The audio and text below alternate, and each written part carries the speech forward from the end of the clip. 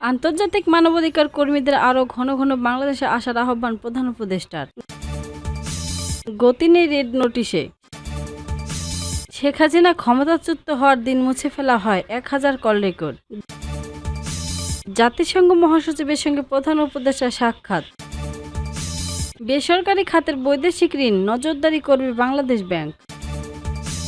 আগামী ফেব্রুয়ারিতে অনুষ্ঠিত জাতীয় নির্বাচনকে সামনে রেখে বাংলাদেশে এক গুরুত্বপূর্ণ সময় অতিক্রম করছে উল্লেখ করে প্রধান উপদেষ্টা অধ্যাপক মোহাম্মদ ইউনূস আন্তর্জাতিক মানবাধিকার কর্মীদের আরও ঘন ঘন বাংলাদেশের সফরে আহ্বান জানিয়েছেন। সোমবার ইউনির্কের একটি হোটেলে অধ্যাপক ইউনূস রবার্ট এফ কেনেডি মানবাধিকার সংস্থার সভাপতি কেরি কেনেডির নেতৃত্বে শীর্ষ মানবাধিকার প্রতিনিধি দলের সঙ্গে 1 ঘণ্টারও বেশি ধরে বৈঠক করেন। বৈঠকে অংশগ্রহণ করেন বিভিন্ন দেশের মানবাধিকার ও সামাজিক ন্যায় প্রতিষ্ঠানে আয়োজিত ব্যক্তিরা। বৈঠকে প্রধান উপদেষ্টা বলেন, সবচেয়ে গুরুত্বপূর্ণ বিষয় হলো আপনাদের নিয়মিত বাংলাদেশ সফর করা। প্রত্যেকবারই আপনারা এলে ভুলে যান, বিষয়গুলো নতুন করে আলোচনায় আসে। শেষ পর্যন্ত আপনারাই জনগণের কণ্ঠস্বর। বৈঠকে তিনি প্রতিনিধি দলকে বাংলাদেশে আসন্ন নির্বাচন, চলমান সংস্কার প্রতিক্রিয়া ও মানবাধিকার সুরক্ষায় নেয়া পদক্ষেপ সম্পর্কে বিস্তারিত তুলে ধরেন। তিনি বলেন, আমরা একটি ভেঙে পড়া ব্যবস্থা পুনর্গঠনের কাজ শুরু করেছি। গত বছরের হত্যাকাণ্ড তদন্তে আমরা জাতিসংঘ মানবাধিকার কার্যালয়ে আমন্ত্রণ জানিয়েছিলাম। তাদের প্রতিবেদনে অনেক গুরুত্বপূর্ণ বিষয় প্রকাশ পেয়েছে। এরপর আমরা জাতিসংঘ মানবাধিকার মিশন গঠনের প্রক্রিয়া শুরু করেছি, যা একটি বড় অগ্রগতি। প্রধান উপদেষ্টা জানান, জোরপূর্বক গুম করে ফেলার অভিযোগ তদন্তে একটি কমিশন গঠন করা হয়েছে। মানুষ ভয়াবহ অভিজ্ঞতা নিয়ে সামনে আসছে। প্রত্যেকটি ঘটনা ভয়াবহ। বছরের পর বছর ধরে ভয়াবহ ঘটনা ঘটেছে। অনেক মানুষকে আয়না ঘরে রাখা হয়েছিল। অনেক সময় তারা জানতো না যে কেন সেখানে রাখা হয়েছে। কমিশন কখনো পূর্ণ প্রতিবেদন দেয়নি, তবে নিয়মিত আপডেট দিচ্ছে। প্রতিদিন আমরা জানাই, গুরুত্বপূর্ণ খাতে সংস্কারের জন্য 11টি কমিশন গঠন করা হয়েছে। জাতীয় ঐক্যমত্য কমিশন এরই মধ্যে সংস্কার প্রস্তাবসমূহ আলোচনা করছে। রাজনৈতিক দলগুলো এই প্রক্রিয়ার অংশ। আশা করছি জুলাই সনদে অন্তর্ভুক্ত গুরুত্বপূর্ণ সাংবিধানিক সংস্কারগুলো অক্টোবরের মধ্যে খসড়া আকারে তৈরি করা হবে এবং রাজনৈতিক দলগুলো তাতে স্বাক্ষর করবে। আসন্ন নির্বাচন প্রসঙ্গে অধ্যাপক ইউনূস বলেন, আমরা চাই ফেব্রুয়ারিতে নির্বাচন হোক অবাধ ও শান্তিপূর্ণ, এমন নির্বাচন যা বাংলাদেশের আগে কখনো হয়নি। বছরের পর বছর ভোটার তালিকায় অনেকের নাম থাকলেও তারা ভোট দিতে পারেনি। এবার আমরা বিশেষভাবে নারীদের ভোটদানে উৎসাহিত করতে চাই এবং তাদের অংশগ্রহণে উদযাপন করতে চাই। ভোটদানের প্রক্রিয়া সম্পর্কে মানুষকে জানাতে চাই। আমরা ব্যাপক প্রচারে চালাবো। আমাদের লক্ষ্য দেশের ইতিহাসে সর্বোচ্চ ভোটার পরিস্থিতি নিশ্চিত করা। তবে তিনি সতর্ক করে বলেন, কিছু আন্তর্জাতিক মহল নির্বাচন প্রক্রিয়া বাধাগ্রস্ত করার চেষ্টা করছে, কিন্তু শক্তি রয়েছে যারা চায় না নির্বাচন অনুষ্ঠিত হোক। আমরা জানি না তারা কারা, কার হয়ে কাজ করছে। বিপুল পরিমাণ অর্থ ঢালা হচ্ছে, যার সুবিধাভোগী রয়েছে দেশের ভিতরে ও বাইরে, যারা সুসংগঠিত। এটাই সবচেয়ে বিপজ্জনক বিষয়। বৈঠকে আর উপস্থিত ছিলেন জাতীয় নাগরিক পার্টির নেতা তাফসিন জারা, ক্যাথরিন কুপান, আইনজীবী রবার্ট এফ কেনেডি, মানবাধিকার সংস্থা মানদীপ তিওয়ানা সাধারণ সম্পাদক, সিভিকালস ম্যাথিউ স্মিথ প্রধান নির্বাহী ও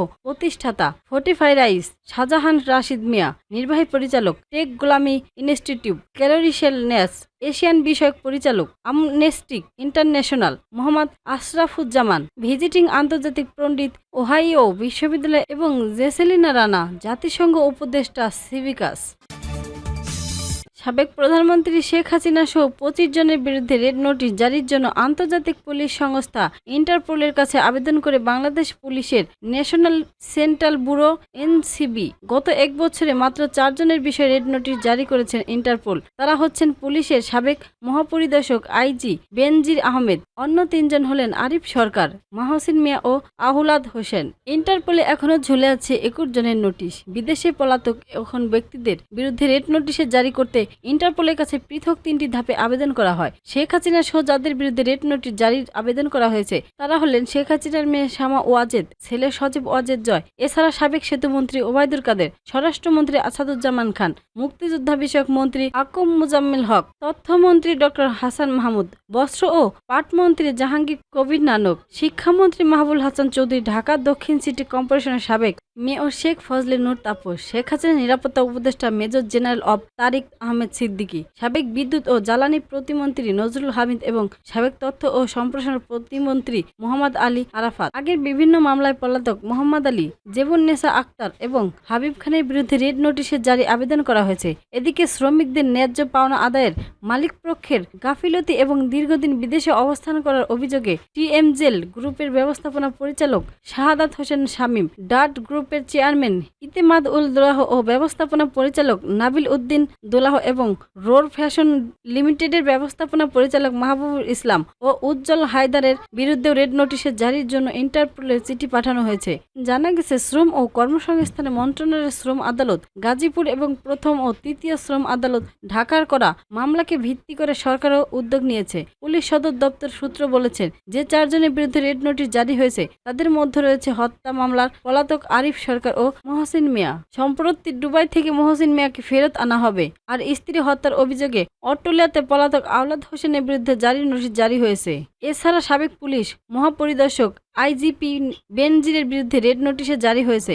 ইন্টারপোলের কাছে আবেদন করা হয় চলিত বছরের ফেব্রুয়ারিতে। এর আগে দুর্নীতি দমন কমিশনের দুর্যোগ আবেদনের পরিপ্রেক্ষিতে ঢাকার একটি আদালত বেনজিরের বিরুদ্ধে রেড নোটিশের জারির জন্য ব্যবস্থা নিতে নির্দেশ করে। সূত্র জানান, আদালত প্রসিকিউশন রাষ্ট্রপক্ষ অথবা তদন্ত সংস্কার অনুরোধের পরিপ্রেক্ষিতে পুলিশ সদর দপ্তরের এনসিবি শাখা ইন্টারপোলে রেড নোটিশ জারির আবেদন করে থাকে। শেখ হাসিনা সহ যে 25 জনের বিরুদ্ধে রেড নোটিশ জারির আবেদন করা হয়েছে তাদের মধ্যে বেনজির আহমেদের বিরুদ্ধে করা আবেদনকে আর্থিক অপরাধের অভিযোগে তুলে ধরা হয়, আর অন্যদের বিরুদ্ধে করা আবেদনের মানবাধিকার বিরোধী অপরাধের জড়িত থাকার তথ্য উৎপাত্ত যুক্ত করা হয়েছে।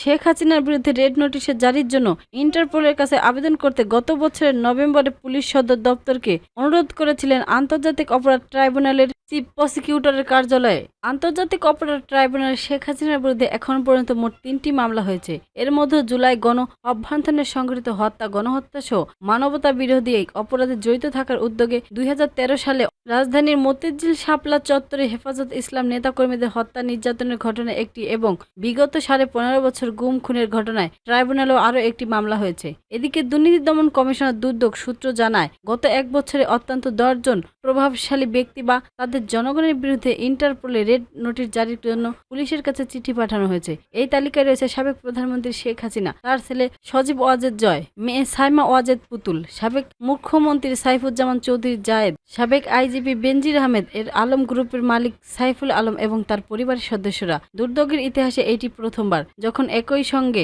সাবেক প্রধানমন্ত্রী, তার সন্তান ও পরিবারের সদস্যদের বিরুদ্ধে একযোগে রেড নোটিশ জারির উদ্যোগ নেওয়া হয়েছে। রেড নোটিশ চেয়ে পাঠানো প্রতিটি চিঠির সঙ্গে সংশ্লিষ্ট ব্যক্তিদের বিস্তারিত পরিচয়, জাতীয় পরিচয়পত্র নম্বর, পাসপোর্ট নম্বর, ঠিকানা এবং গ্রেপ্তারি পরোয়ানা সহ জাতীয় নথিপত্র সংযুক্ত করা হয়েছে।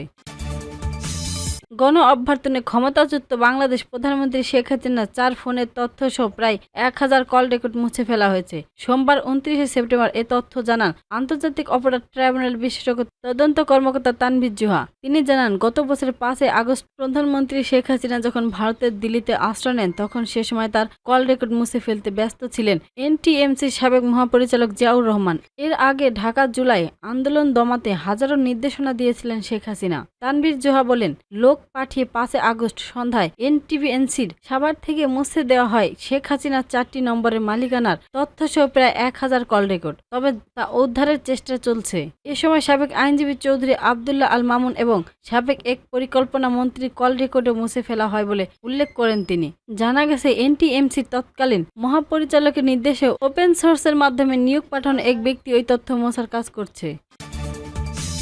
জাতিসংঘের মহাসচিব আন্তোনিও গুতেরেসের সঙ্গে সাক্ষাৎ করেছেন অন্তর্বর্তী সরকারের প্রধান উপদেষ্টা অধ্যাপক মোহাম্মদ ইউনূস। সোমবার যুক্তরাষ্ট্রের নিউ ইয়র্কে জাতিসংঘের সদর দপ্তরে দুজনের সাক্ষাৎ হয়। পাশাপাশি নিউ ইয়র্কে যে হোটেলে অধ্যাপক ইউনূস অবস্থান করেছিলেন সেখানে তার সঙ্গে সাক্ষাৎ করেছেন জাতিসংঘের শরণার্থী বিষয়ক হাই কমিশনার ইউএনএইচসিআর ফিলিপো গ্রান্ডি। এদিন প্রধান উপদেষ্টার সঙ্গে সাক্ষাৎ করেন জাতিসংঘের আন্ডার সেক্রেটারি জেনারেল এবং স্বল্পোন্নত দেশ, স্থলবেষ্টিক উন্নয়নশীল দেশ ও ক্ষুদ্র দ্বীপপুঞ্জের উন্নয়নশীল দেশ সংক্রান্ত হাই রিপ্রেজেন্টেটিভ উচ্চ প্রতিনিধি রাবার ফাতিমা।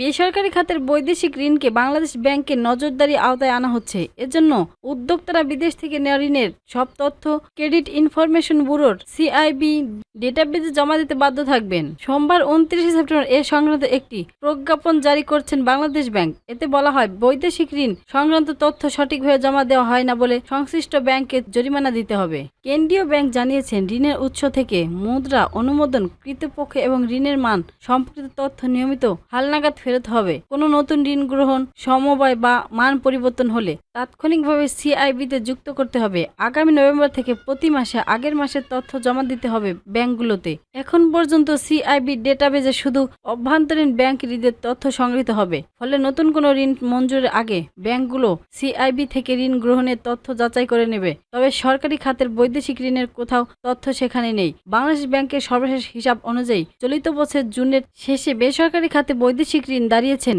$19.78 বিলিয়ন, যা 3 মাসে আগে ছিল $19.88 বিলিয়ন। অপরদিকে সরকারি খাতের বৈদেশিক ঋণ বেড়ে হয়েছে $92.38 বিলিয়ন, যা 3 মাস আগে ছিল $84.92 বিলিয়ন।